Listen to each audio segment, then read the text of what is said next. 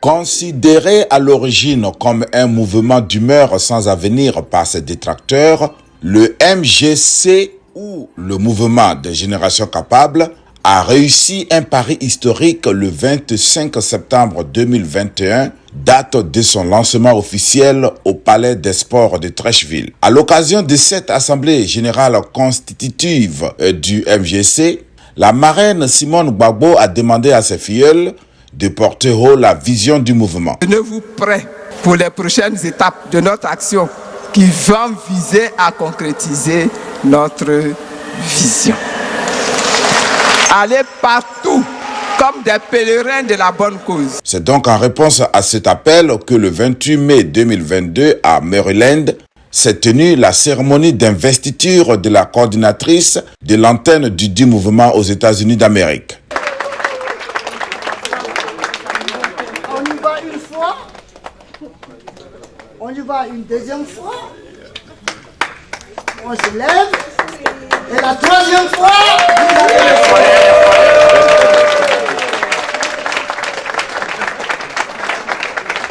Malgré quelques difficultés techniques regrettées par les organisateurs, c'est à 15 h que les travaux ont été entamés après la bidjanaise chantée par les participants.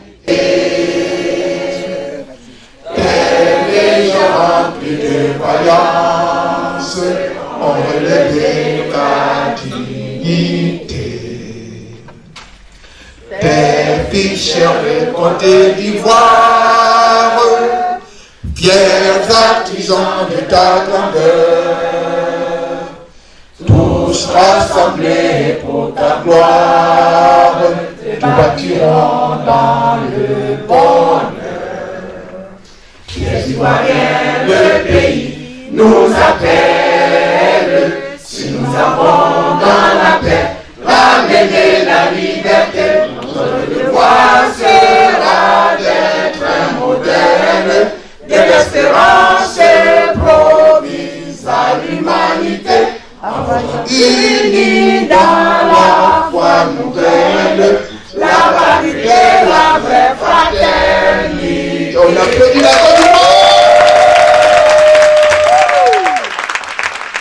Le ministre Lazare Kofi ayant été le premier intervenant, a exprimé toute sa gratitude aux organisateurs de la cérémonie, adressé des remerciements au mouvement politique présent et surtout des remerciements distingués à l'endroit de M. Blaisiri Kouba pour son travail acharné. Pour le conférencier, le MGC est né en réaction des invectives injustifiées des cyberactivistes contre Mme Gbagbo et surtout de la volonté affichée de 7 associations qui ont accepté de fédérer leurs réflexions dans un vaste mouvement. Leur objectif premier est de restaurer l'image injustement ternie d'une femme, mais aussi de donner réponse à la désillusion nourrie par le retour du président Gbagbo et l'ostracisme systématique dont Simone Gbagbo a été l'objet durant les préparatifs du nouveau parti en gestation. Au cours de cette rencontre, le président a annoncé 2 informations importantes. Abandon du FPI à M. Pascal Affingestin pour éviter les longues batailles judiciaires. Créer un nouveau parti en ajoutant que celui qui veut le rejoindre, celui qui ne veut pas rompt avec nous. Ces 2 annonces qui ont surpris plus d'un n'ont pas fait l'objet de débats. De nombreux camarades déçus ont décrié non seulement l'absence de débat démocratique, mais surtout le manque de volonté clairement exprimée par le président Laurent Gbagbo de rechercher l'unité et la cohésion autour de sa personne. À ces faits, il faut ajouter le mauvais traitement infligé au cours des réunions des instances du parti à la camarade Simone Gbagbo, pourtant membre fondatrice du FPI et 2e vice-président chargé de la stratégie. Tout le monde debout, on applaudit, c'est notre moment. Ah, comment vous voyez la salle? Ah là là, quel hommage. Après une ovation bien nourrie, La marraine de la cérémonie s'est adressée à l'auditoire pour apporter un additif à l'exposé du ministre Lazare Kofi. Elle a insisté sur 3 axes que le MGC attend activement explorer. 1. Formation des membres à la chose politique susceptible de briguer des postes de députés, de maires et de présidents des conseils généraux. 2. La transformation des mentalités pour impacter la société ivoirienne avec des citoyens qui vivent les valeurs cardinales et des solidarités. 3. Poursuivre le développement économique et social qui sont le gage de prospérité. Après son bref exposé, Mme Gbagbo s'est prêtée aux questions des participants avant son mot de fin, qui fut son ambition de voir le MGC grandir aux États-Unis. Bonsoir Mme Yves Gbagbo. Moi je suis Clément Zi, de la représentation FPI East Coast. J'ai été nommé au dernier congrès du Front populaire ivoirien. Permettez-moi de vous appeler camarade, Madame Simone, parce que nous étions camarades avant dans le FPI et aujourd'hui, on parle du mouvement Génération Capable. Comme le dit l'adage en Afrique, l'union fait la force. Pourquoi le président Afin Guessan vous a tendu la main pour que vous reveniez au FPI, pour que nous soyons plus forts avec tout ce que vous avez venu de dire, ces 3 grandes étapes qui sont, si je veux résumer ici, le développement, la paix et le volet politique. Pourquoi ne pas être unis? Pourquoi ne pas être unis pour être plus fort que de créer ce mouvement-là pour aller tout seul? Je vous remercie. Mon nom c'est Stéphanie. J'ai plein d'amis qui sont en dehors de la communauté chrétienne, notamment musulmans et autres. Mais je vois que dans MGC, il y a beaucoup de religions devant. Est-ce que ce n'est pas un problème par rapport aux autres? Parce qu'on ne se met pas d'accord avec le FPI pour pouvoir créer un mouvement ensemble pour être plus fort. Je suis d'accord sur le principe que l'union fait la force. Je suis tout à fait d'accord avec ça. Mais comme avec AFI, on a eu un contentieux qui n'est pas encore réglé. Donc, j'y vais doucement, lentement, avant d'arrêter une décision. Sinon, sur le principe, là, il n'y a pas de problème.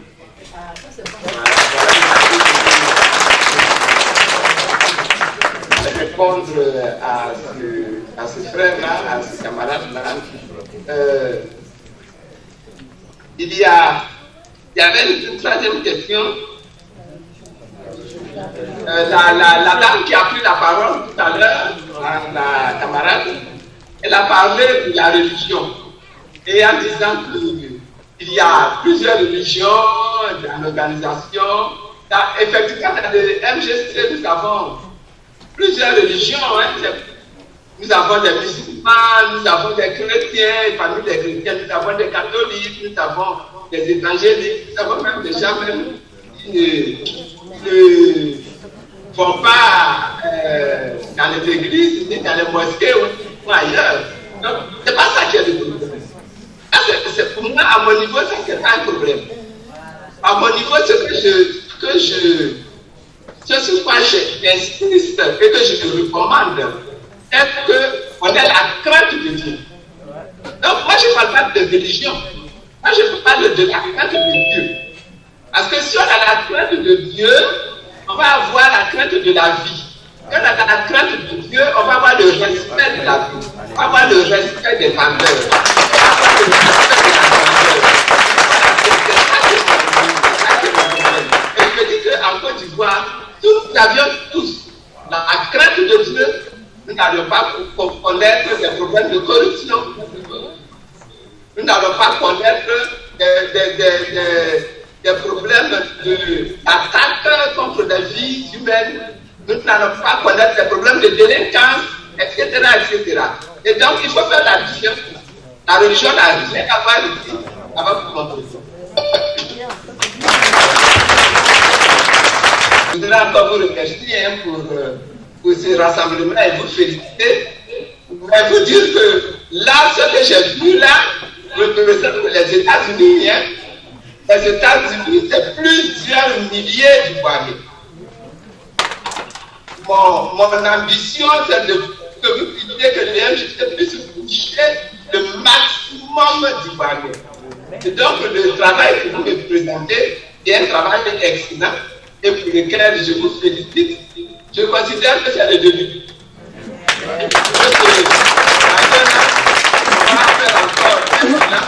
Et puis qu'à ce moment-là, on va avoir une salle surbondée parce qu'il y aurait eu peut-être 3000 personnes présentes. Alors, votre travail, créer autant que vous pouvez les structures de base. À la réunion du 19 et 20 août, nous allons achever la rédaction et l'adoption de tout le texte qui va vous permettre d'être plus à l'aise pour faire le travail.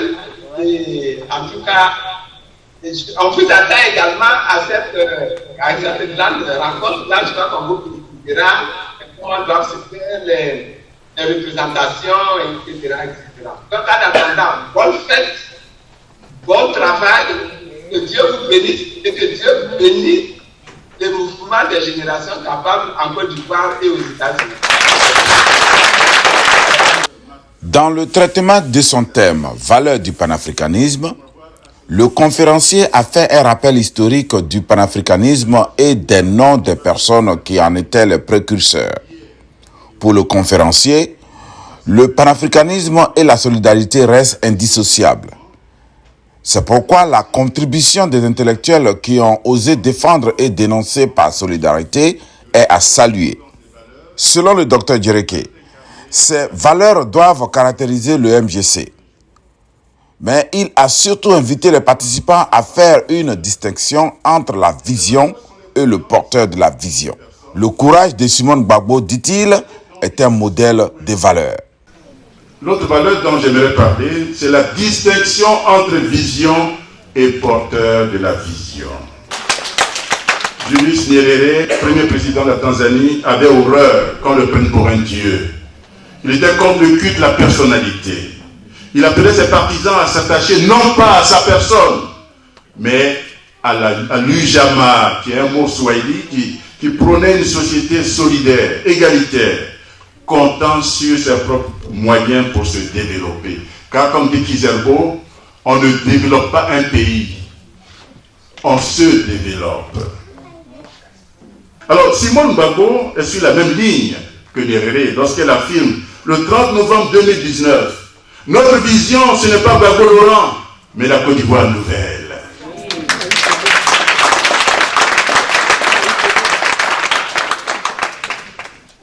Et elle a eu droit à des flèches pour avoir dit ça, mais elle avait raison. Elle avait raison. Alors, je la cite toujours. Le jour où Gbagbo Laurent ne sera plus là, notre vision ne doit pas mourir. Fin de citation. Chers frères et sœurs, il faut un certain courage pour dire ce genre de vérité. Et votre marraine s'est plus d'une fois montrée courageuse. C'est Simone qui est venu nous dire de créer le FPI. Nous-mêmes, c'est-à-dire les hommes, on avait peur. Témoignait Aboudraman Sangaré le 7 août 2018. Le 30 septembre 2020, sur France 24, quand on demande à Simone Gbagbo si le régime actuel est une dictature, elle répond sans détour qu'il n'y a pas d'autre mot pour le qualifier. Le docteur Eric Eddy, quant à lui, s'est intéressé au changement des temps, une dynamique qui exige que nous choisissions entre la compromission, le statu quo, le chemin des déculottés et celui du renouveau. Pour lui, le panafricanisme rime avec les valeurs vraies. Le conférencier a exhorté à un changement profond tout en regrettant l'incongruité constitutionnelle et l'échec des forces vives de l'opposition. Le leadership a échoué et cet échec a été exacerbé par la pandémie de la Covid. C'est pourquoi, pense-t-il, la culture populaire et politique doit s'ouvrir à toutes les générations sans distinction de sexe, de situation sociale, d'ethnie, pour créer une vraie intégration. À cet effet, le conférencier a proposé en substance au MGC un nouveau rêve politique qui posera un diagnostic sans complaisance. Il a conclu avec une liste de propositions concrètes faites au mouvement. Tout à l'heure dans son intervention, l'honorable Simon Gbagbo a dit que le MGC doit se positionner comme des solutionneurs ou des solutionneuses, c'est-à-dire apporter des solutions. Je voulais donc proposer, pour mesurer cette capacité à trois des générations, ce qui suit comme proposition pour un renouveau politique en Côte d'Ivoire et gouverner autrement la Côte d'Ivoire. Pour assurer un renouveau politique et une autre gouvernance, les Africains doivent imaginer. Et là, je dis les Africains. Imaginer et créer leur réalité qui devrait avoir pour fondation l'inculture et la conception du bien-être de l'humain. Développer des moyens pour effectivement vivre cette réalité, développer des moyens pour se protéger et se défendre. Réintégrer par exemple fortement les chefs et rois dans la gestion politique. Malheureusement aujourd'hui, être chef génère beaucoup de monde et beaucoup d'argent. Ce sont des salariés et donc ils sont dans la poche de ce que vous savez et de celui que vous savez. Malheureusement, la politique coloniale importée les a totalement écartés de la vie sociale et politique de leur peuple. Ils sont devenus facilement corruptibles pour servir les représentants des occidentaux dénommés présidents, dont l'un est un sous-préfet, le capitaine des sous-préfets, donc de la France en Afrique, et vous savez de qui je parle. Au lieu de dire son nom, vous applaudissez. Le renouveau politique est aujourd'hui nécessaire parce que le dictat de l'Occident a montré à profusion ses facultés de nuisance. Après les indépendances nominales, les pays africains et particulièrement la Côte d'Ivoire avaient des économies similaires à celles des pays asiatiques. Nous avons la chance d'avoir des exemples de ceux qui étaient comme nous. Mais dans une lutte adaptée à leur réalité, ils s'en sont sortis. Il nous appartient donc de savoir choisir les voies à suivre et nous mettre résolument au travail. C'est pourquoi, sur le plan politique, le comité d'action, dans son colloque, a proposé par exemple que le régime présidentialiste qui existe en Côte d'Ivoire depuis des décennies soit remplacé par exemple par un régime parlementaire. Ce changement pourra éliminer la lourde pression qui pèse sur celui qui a déjà le président de la République.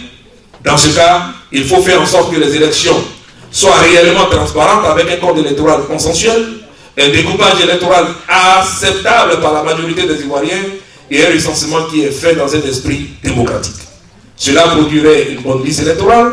Il est bon de noter que pour éviter que les élections entraînent la mort de personnes innocentes, il serait exigé des partis politiques de la société civile un code de civilité.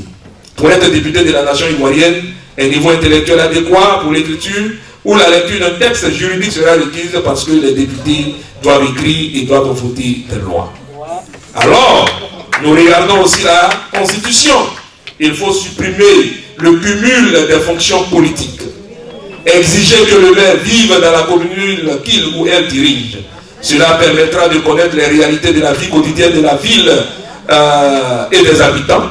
Pour une stabilité politique en Afrique et particulièrement en Côte d'Ivoire, il faut que l'amour, le respect, l'entretien de la patrie soient enseignés aux citoyens et aux citoyennes. Les artistes ont été mis à contribution pour égayer l'auditoire et surtout un poème écrit et lu en mémoire des martyrs ivoiriens par la sœur Brigitte. Le poème c'est « Rendez-moi ma colombe » pour la Côte d'Ivoire.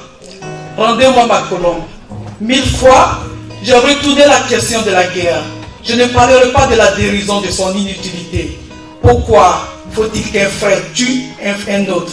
Pourquoi le mot pardon est-il subitement devenu nul dans une famille? Pourquoi faut-il que les enfants d'une même mère soient ainsi divisés? Pourquoi faut-il qu'ils fassent appel à leurs anciens bourreaux pour les diviser de plus belle?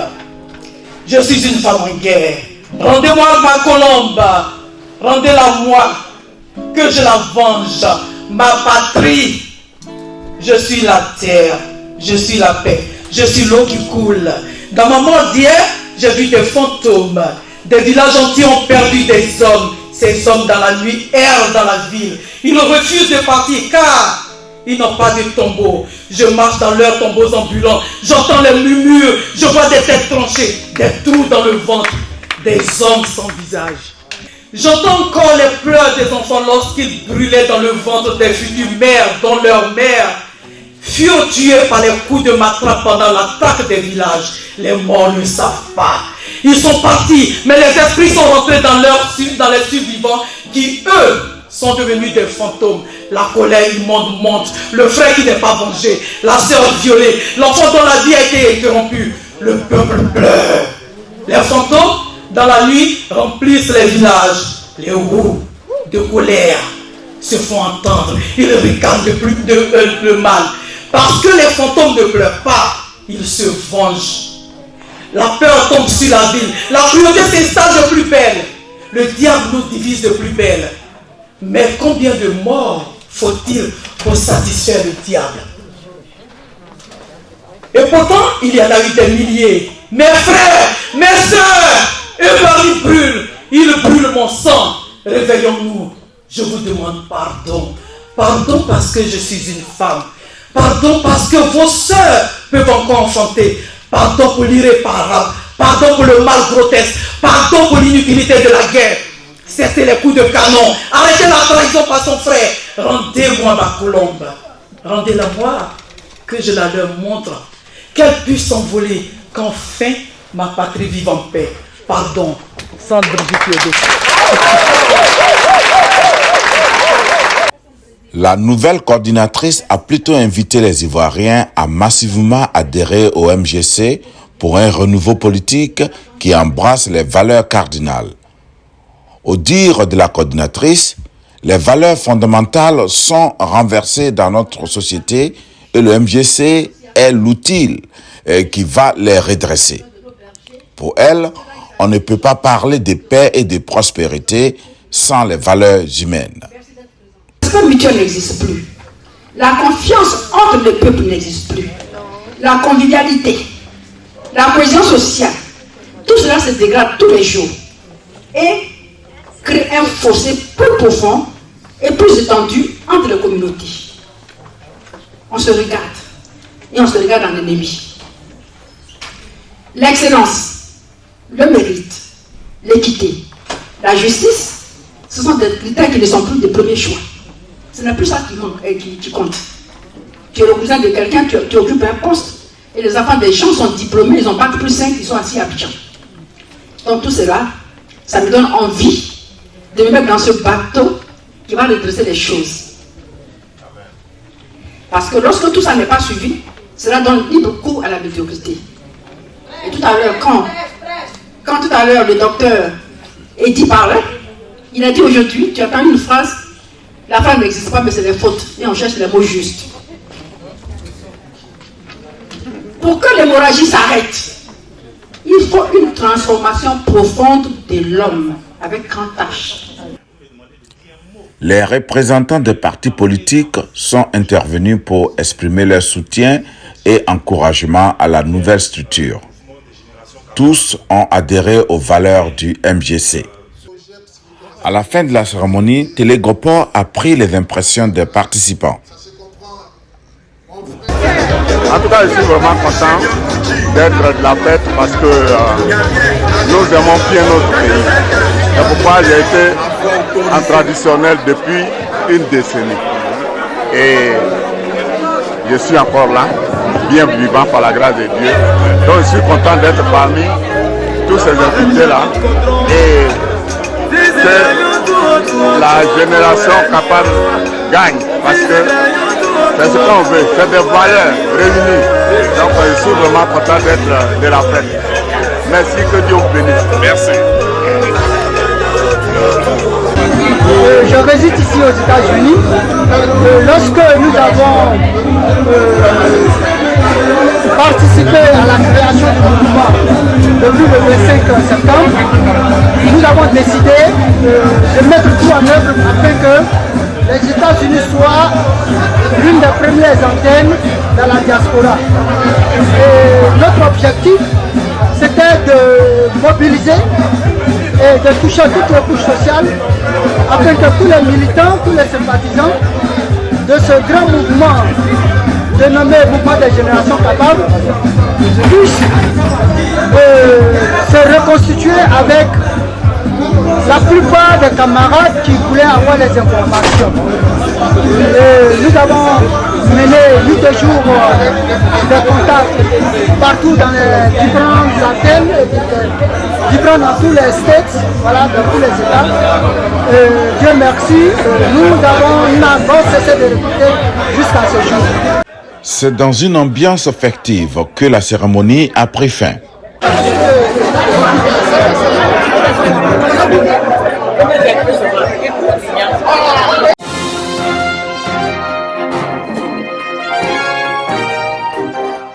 Télé GoPro, la télé qui ose.